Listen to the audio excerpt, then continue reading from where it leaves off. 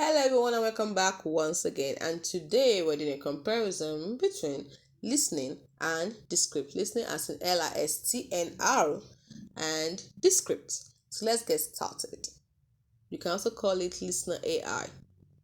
So let's start. When it comes to the features, listener primarily focuses on text to speech with AI voice overs, podcast hosting, and soon text to video tools.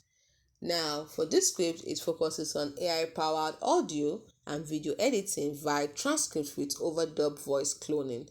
When it comes to voice library and languages, LISTNR has about 900 to 1,000 plus voices across 142 languages, while this script has multilingual languages support but smaller AI voice library. Now, when it comes to voice quality and customization, LISTNR has natural human-like text-to-speech with pitch, tune, speed, pause control, and emotion tuning, while this script has overdub that provides highly realistic voice cloning, filler removal, and studio sound. When it comes to video capabilities, LISTNR has a basic text-to-video conversion with AI voiceover plus podcasts, hosting, and embeds, while this script has transcript-based editing, multi-track video, B-roll, green screen, and smart transitions. When we look at the editing workflow, of LISTNR, we can see it has a script input to voice to download / embedded and has minimal audio editing tools. While this script is edited by modifying the transcript, it has auto sync edits in audio and video. Now, when you look at the best use cases for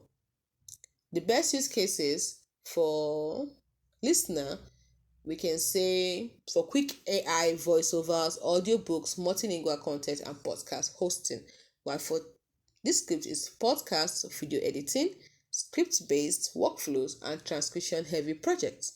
Now, if you look at the pricing, for LISTNR, it has a free plan.